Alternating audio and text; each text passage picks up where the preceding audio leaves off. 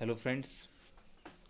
आज हम पेपर 2 के बारे में बात करेंगे, जो कि बहुत ही इम्पोर्टेंट पेपर होता है, वेरी क्रूशियल आपके सिलेक्शन के लिए।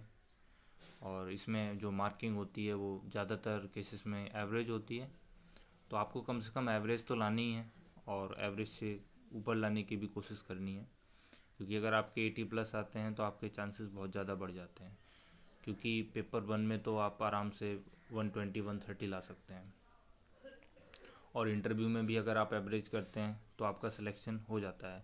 अगर तीनों में एवरेज है तो सिलेक्शन हो जाता है, लेकिन अगर आपका पेपर 1 में एवरेज है, इंटरव्यू में भी एवरेज है, और उसके बाद ये जो पेपर 2 है इसमें बिलो एवरेज है, तो मुश्किल हो जाता है। तो इसलिए पेपर 2 बहुत इम्पॉर्टेंट होता है। जिनका भी रिटन एग्ज़ाम क्लियर होता है, जो फिजिकल्स और मेडिकल्स से गुजरते हैं, तब उनको उनसे पूछो, उनको पता चलता है कि पेपर 2 कितना इम्पोर्टेंट होता है। सो आपको ये चीज़ ध्यान में रखनी है कि पेपर 2 अच्छा करना है। तो आज का जो टॉपिक है वो है how to handle CAPF AC paper 2। तो उनमें कुछ चीज़ें ध्यान रखने की होती हैं। देखो, आपको रिपोर्ट राइटिंग का फॉर्मेट है या ऐसे के कंटेंट हैं, वो तो सब जगह मिल जाएंगे, लेकिन मेरा उद्देश्य क्या है कि आपको ये चीज़ बताना कि आपको कैसे करना है, गलतियाँ ना करो वहाँ पे जाके। ठीक है, तो पॉइंट वाइज हम देख लेते हैं क्या क्या है वो इम्पोर्टेंट। तो एक तो है make your own sequence to solve paper at home. तो पहले तो अपना एक घर पे सीक्वेंस बना लो। पहले आपने अभी क्या करना है, अभी आपके पास जैसे टाइम है तो उसमें आप क्या कर सकते हो, घर पे एक पेपर सॉल्व करो, फिर देखो आप किस तरीके से सॉल्व करोगे कि जल्दी कर लोगे। तो पहले आपको क्या करना है, फिर कौन सा करना है, फिर क्या करना है, फिर क्या, एक सीक्वेंस बना के जाओगे तो वहाँ पे आपको बहुत आसानी हो जाती है। तो ये चीज़ ध्यान में रखनी है। डू सेकेंड है do rough work for essays. अब पेपर में आप जब होते हो तो वहाँ पे क्या है, एक रफ जैसे बना लो, फिर ऊपर लिख दो इंट्रोडक्शन, फिर बॉडी, और फिर नीचे लिख दो कंक्लूजन। उसमें क्या है कि आपको अगर एक फॉर्मेट बना लेना है पहले, और अगर बीच में कोई अगर आपको पॉइंट याद आता है तो उसको इमीजिएटली लिखना है। होता क्या है कि आपको अभी याद आ रहा है, आप सोचते हो ठीक है मैं उसको आगे लिख लूँगा, लेकिन थोड़ी देर बाद आप वो पॉइंट भूल जाते हो, और फिर जो दिमाग है वो उसी पॉइंट पे रखा रहता है, तो आगे के जो पॉइंट्स हैं वो भी अफेक्ट हो जाते हैं उससे।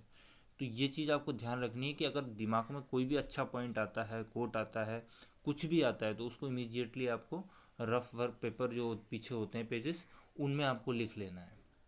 तो ये चीज़ ध्यान रखनी है।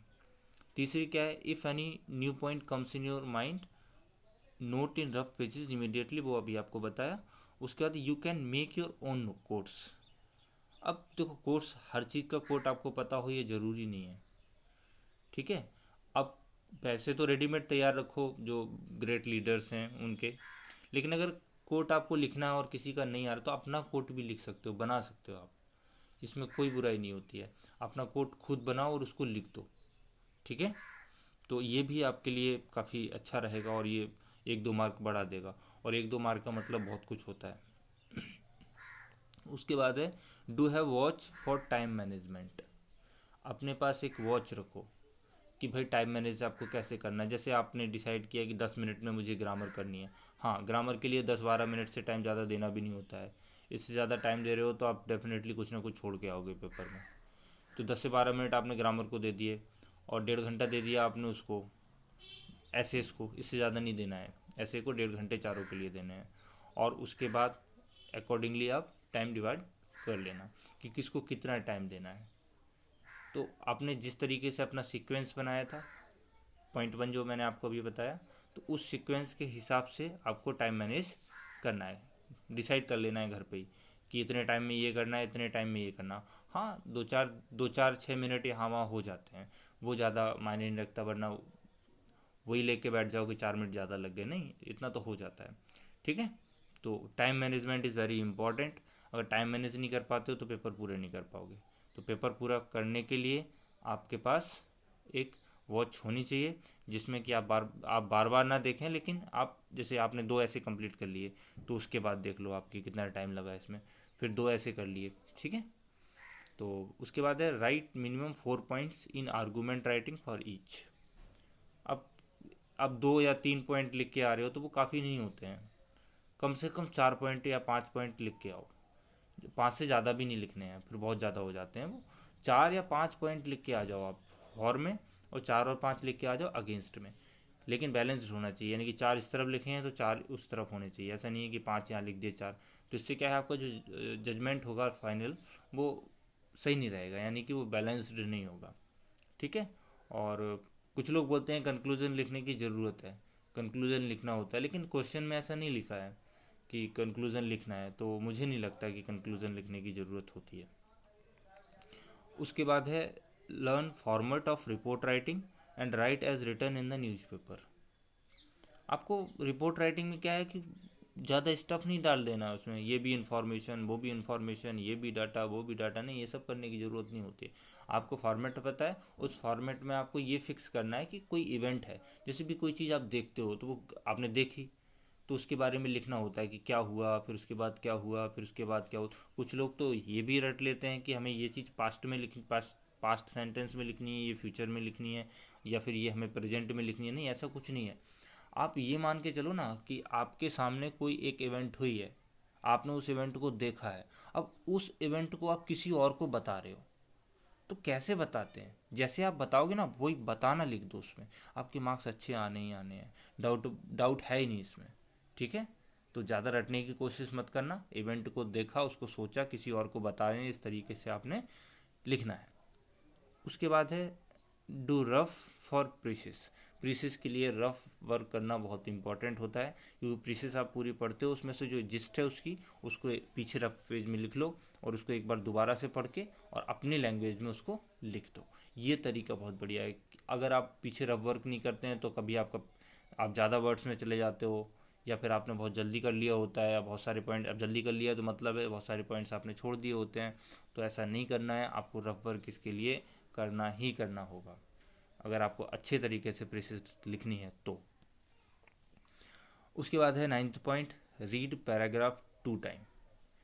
तो अब बुक कैसे पढ़ना है, ये बहुत ही, देखो कॉम्प्रिहेंशन वाला जो पार्ट है वो आपको बहुत अच्छे मार्क्स दिला सकता है। आपको वो कई केसेस में 12-13 मार्क्स आराम से दिला सकता है, कभी कभी तो ये 15-16 मार्क्स भी दिला देता है।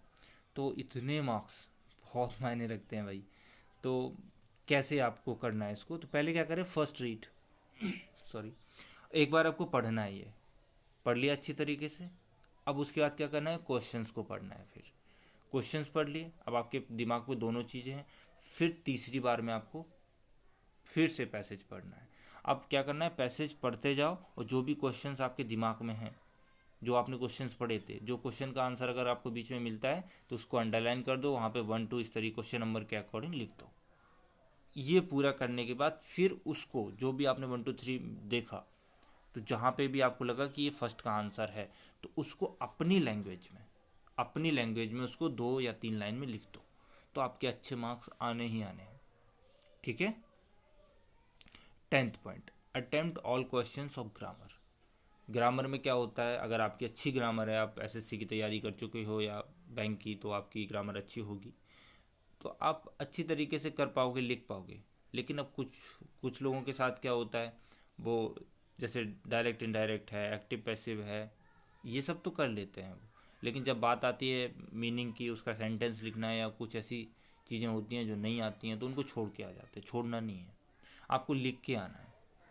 हो सकता है कि आपका जैसे 10 क्वेश्चन ऐसे हैं, तो 10 में से आपके 2 भी अगर ऐसे आसपास उसके मिलते हैं आंसर के, तो आपको 1 या 2 मार्क तो मिलेंगे ना।